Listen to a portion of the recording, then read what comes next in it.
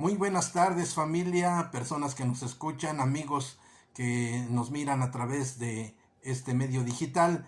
El día de hoy vamos a tener una serie de exposiciones teológicas. Vamos a estar acompañando al teólogo R.C. Sproul con algunos temas que él trata y en esta ocasión toca hablar de el pecado original. En eso nos enfocaremos. Es bastante común en nuestros días escuchar esta aseveración de que la gente es básicamente buena. Aunque se admite que nadie es perfecto, se minimiza la malicia humana. Sin embargo, si las personas son básicamente buenas, ¿por qué el pecado es tan universal? Esta es la pregunta. Suele decirse que todo el mundo peca debido a la influencia negativa de la sociedad. El problema es encuadrado dentro del entorno social y no dentro de nuestra propia naturaleza. Pero esta explicación sobre la universalidad del pecado no contesta esta pregunta. ¿Cómo fue que la sociedad se tornó corrupta en primer lugar? Si las personas son buenas e inocentes cuando nacen, cabría esperar que al menos un porcentaje de ellas permaneciesen buenas y sin pecado. Pero no es así. Debería ser posible encontrar sociedades no corruptas, donde el entorno haya sido condicionado por la no pecaminosidad, en lugar de haber sido condicionado por la pecaminosidad. Y sin embargo, hasta las comunidades más comprometidas con la justicia han tenido que tomar provisiones para tratar con la culpa del pecado. ¿Qué dice la Biblia? Jeremías 17, 9 al 10 dice: más engañoso que todo es el corazón, o más engañoso que todo es el corazón. ¿Quién lo conocerá? Yo, el Señor, que escudriño el corazón y pruebo los pensamientos para dar a cada uno según sus caminos, o según el fruto de sus obras. Como la fruta está universalmente corrupta, buscamos la raíz del problema en el árbol. Jesús nos enseñó que un árbol bueno no puede producir fruta corrupta. La Biblia enseña con toda claridad que nuestros padres originales, Adán y Eva, cayeron en pecado. De ahí en más, todos los seres humanos han nacido con una naturaleza pecaminosa y corrupta. Génesis 5, por ejemplo, dice: engendró Adán un hijo conforme a su imagen, conforme a su semejanza. Ya estamos hablando de una raza caída, en consecuencia trayendo una naturaleza corrupta. Adán y Eva cayeron en pecado. De ahí en más, todos los seres humanos han nacido con una naturaleza pecaminosa y corrupta. Si la Biblia no enseñara esto explícitamente, de todos modos, tendríamos que deducirlo racionalmente debido a la universalidad del pecado. Por ejemplo, Romanos 5:9 nos dice: porque así como la desobediencia de un hombre, los muchos fueron constituidos pecadores por la desobediencia de un hombre, así también por la obediencia de uno, los muchos serán constituidos justos. ¿Qué es el pecado original? La caída no es meramente una cuestión de deducción racional, es un punto de revelación divina. Se refiere a lo que conocemos como el pecado original. El pecado original no se refiere principalmente al primer pecado, o el pecado original cometido por Adán y Eva, o sea, el pecado de origen, sino más bien el pecado original se refiere al resultado del primer pecado, la corrupción de la raza humana. Ese es el pecado original o el origen del pecado. El pecado original se refiere a la condición caída en la que estamos ya cuando nacemos. Ese es el problema.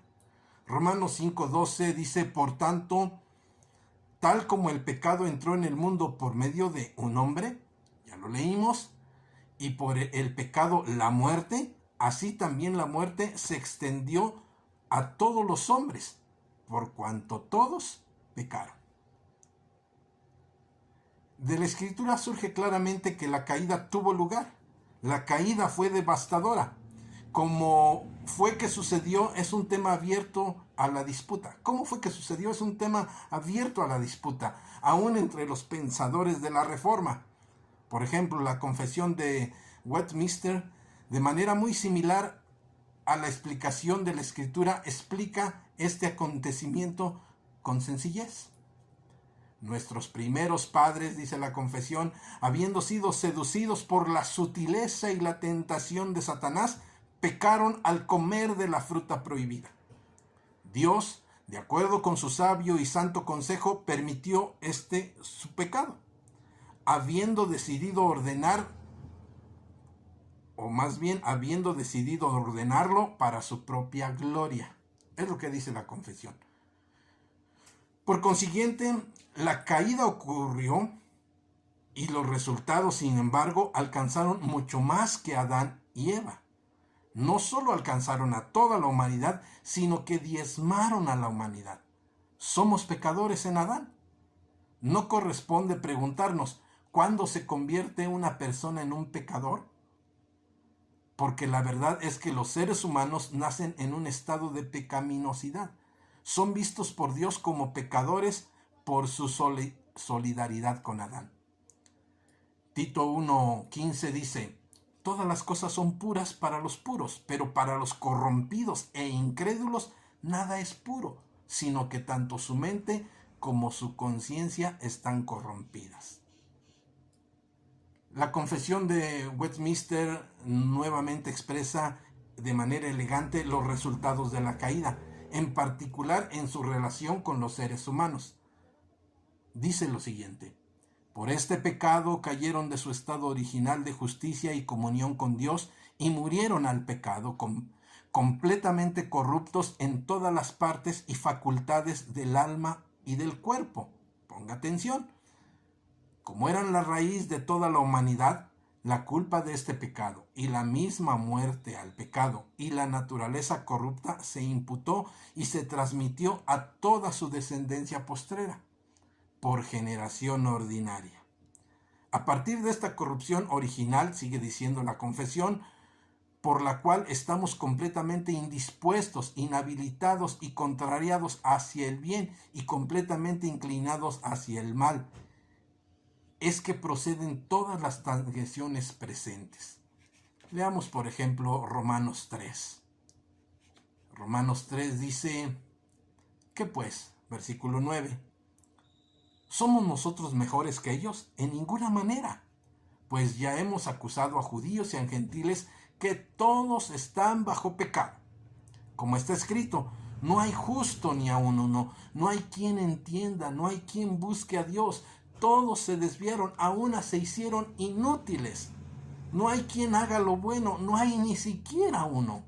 Sepulcro abierto es su garganta, con su lengua engañan, veneno de áspides hay debajo de sus labios. Su boca está llena de maldición y de amargura. Sus pies se apresuran a derramar sangre. Quebranto y desventura hay en sus caminos, y no conocieron caminos de paz. No hay temor de Dios delante de sus ojos. Pero sabemos que todo lo que la ley dice, lo dice a los que están bajo la ley, para que toda boca se cierre y todo el mundo quede bajo el juicio de Dios. Ya que por las obras de la ley, ningún ser humano será justificado delante de él, porque por medio de la ley es el conocimiento del pecado. Bueno, resumiendo entonces, esta última frase es crucial. Somos pecadores no porque pequemos, sino que pecamos porque somos pecadores. Por esto es que David se lamenta: en verdad, yo soy malo desde que nací. Soy pecador desde el seno de mi madre. Es lo que dice la versión popular, o la Reina Valera: en maldad he sido formado y en pecado me concibió mi madre. Resumiendo, dijimos, la universalidad del pecado no puede ser explicada por factores sociales o del entorno social. La universalidad del pecado es explicada por la caída de la humanidad. El pecado original no se refiere principalmente al primer pecado, sino al resultado de dicho pecado. Todos pecamos porque somos pecadores por naturaleza. Con este resumen, nosotros concluimos esta situación del pecado original. Sé que hay más preguntas, háganoslas llegar. Sé que hemos abierto quizá una puerta a muchos cuestionamientos, pero también sé que Dios nos dará dirección. En esta hora quisiéramos hacer una oración. Somos pecadores y por eso pecamos. Y por eso Cristo Jesús cambia nuestra naturaleza. Él cambia lo que somos antes de ocuparse en lo que hacemos. Y si nosotros queremos producir frutos buenos, tenemos que ocuparnos en lo que somos. Ahora dice, por ejemplo, en Corintios 5:17, el que esté en Cristo, nueva criatura es. Las cosas viejas pasaron, todas son hechas nuevas. Y hoy podemos recibir esa nueva naturaleza. Podemos recibir esa nueva creación en nosotros y ser nuevas criaturas. De muchas cosas se ocupa el Señor de lo que somos. Nos hace sus hijos, dice que somos sus hijos. Y al ser sus hijos, entonces empezamos a dejar de pecar. Nos ocupamos de lo que somos, antes de ocuparnos de lo que hacemos.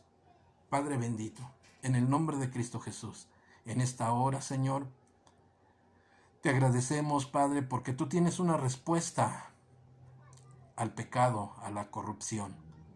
Hoy vemos la corrupción en todos los estratos sociales, incluso en el gobierno.